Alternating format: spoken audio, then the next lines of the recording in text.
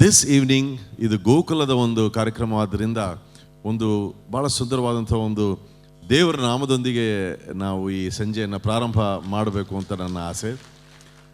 ಈ ಒಂದು ಆಸೆಯಲ್ಲಿ ಇನ್ನೊಂದು ಮಹದಾಸೆ ಇದೆ. ಆ ಮಹದಾಸೆ ಏನಂದರೆ, ನನಗೆ ಭಾಳ ಆತ್ಮೀಯರು, ನಾವು ಭಾರತದಲ್ಲಿ ನಾವೆಲ್ಲರೂ ಅವ್ರ ಬಗ್ಗೆ ಭಾಳ ಹೆಮ್ಮೆಯಿಂದ ನಮ್ಮವರು, ನಮ್ಮ ಕನ್ನಡದವರು ಅಂತ ನಾವೆಲ್ಲರೂ ಭಾರತದಲ್ಲಿ ಅವ್ರನ್ನ ನಮ್ಮವರಾಗಿ ಕಾಣ್ತೇವೆ.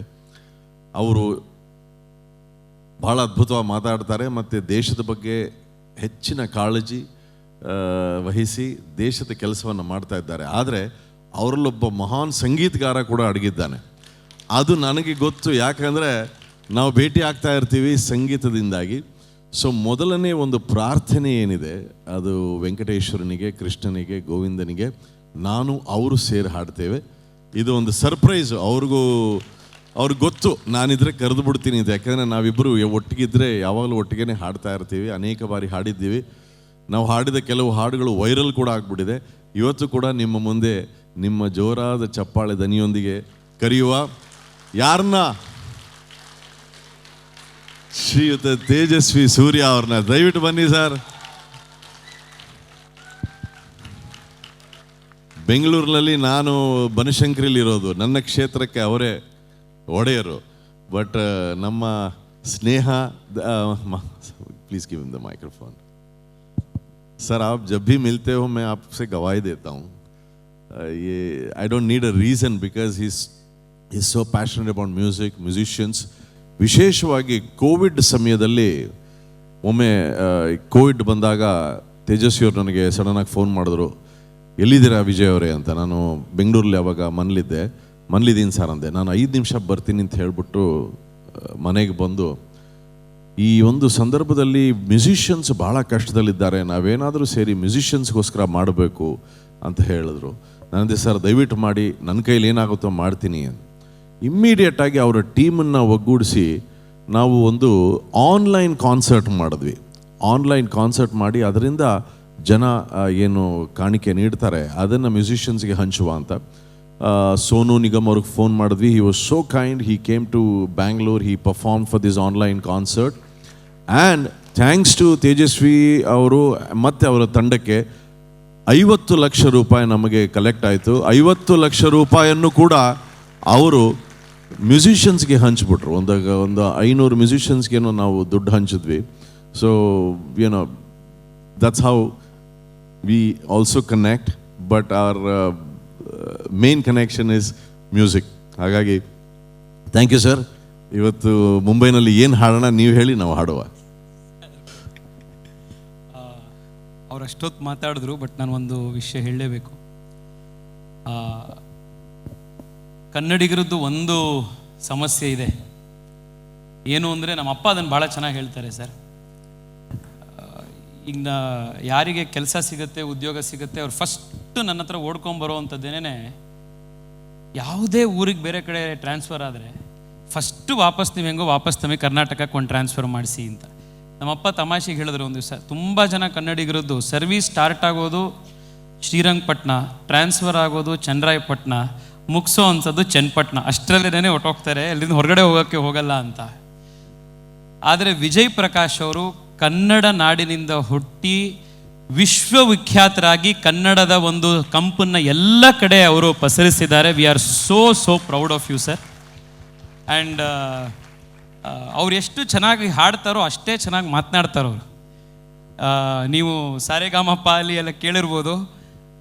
ಎಷ್ಟೋ ಜನ, ನಮ್ಮ ತಾಯಿನೂ ಇನ್ಕ್ಲೂಡೆಡ್, ಅವರು ಸಂಗೀತ ಎಷ್ಟು ಇಷ್ಟಪಟ್ಟು ಕೇಳ್ತಾರೋ ಅವರು ಕಾಮೆಂಟ್ರಿ ಎಷ್ಟು ಚೆನ್ನಾಗಿ ಮಾತನಾಡ್ತಾರೆ ಅನ್ನೋದನ್ನು ಕೇಳಲಿಕ್ಕೆ ಅಷ್ಟೇ ದೊಡ್ಡ ಜನ ಇದ್ದಾರೆ. ಸೊ ನನಗೆ ಬರೋದೇ 3-4 ಹಾಡು. ಅವ್ರ ಜೊತೆಗೆ 2 ಸತಿ ಹಾಡಿಸಿರೋದ್ರಿಂದ ಅವರು ಈ ಹಾರದ ಜೊತೆಗೆ ನಾರು ಇದಕ್ಕೋಯ್ತು ಅನ್ನೋ ಥರ ವೈರಲ್ ಆಗಿದೆ ಅಷ್ಟೇ. ಸೊ ನೀವು ಯಾವ್ದು ಹೇಳ್ತೀರಾ ಹೇಳಿ ಸರ್. ಕೃಷ್ಣಂದು ಯಾವ್ದು? ಒಂದು ವೆಂಕಟಾಚಲ ನಿಲಯಂ ವೈಕುಂಠಪುರ ವಾಸಂ ಅನ್ನೋ ಒಂದು ದೇವರ ನಾಮದಿಂದ ಸಿ ನಿಮಿಷ ಸರ್, ಲಿರಿಕ್ಸ್ ಓಪನ್ ಮಾಡ್ಕೊಂಡು ನೀವು ಲಿರಿಕ್ಸ್ ಹುಡುಕೋವರೆಗೂ ನಾನು ಹಂಗೆ ಒಂದು ಆಲಾಪನೆ ಮಾಡ್ತಾ ಇರ್ತೀನಿ. ಮಾಡಿ ಸರ್.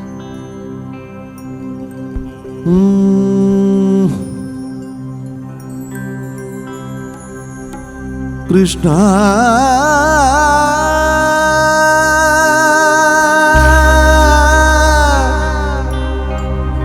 గోవింద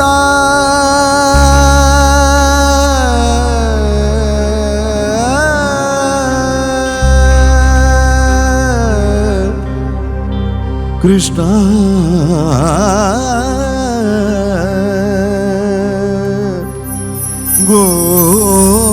గోవింద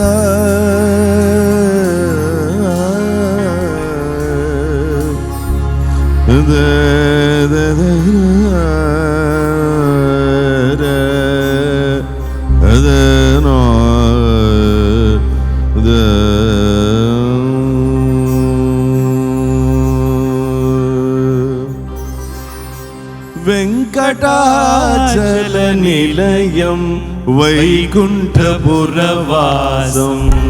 వెంకటాచల నిలయం వైకుంఠపురవాసం పంకజనేత్రం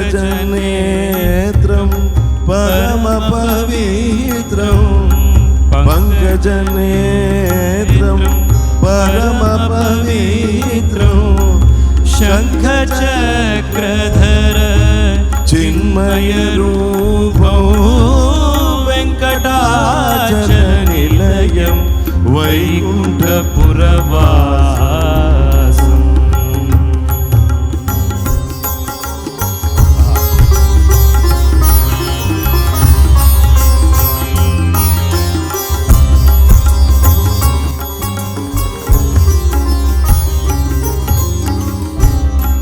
అంబుజోద్భవ వినుతం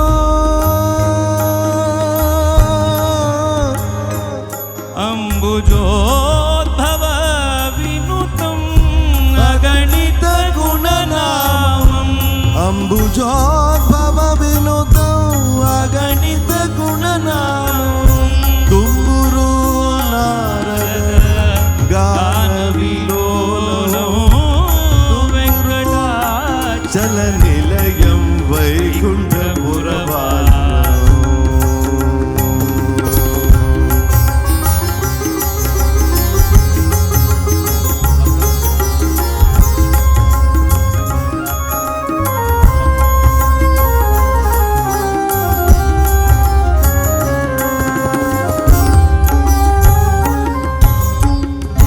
మకర కుండలధరం గోవింద కృష్ణ కృష్ణ కృష్ణ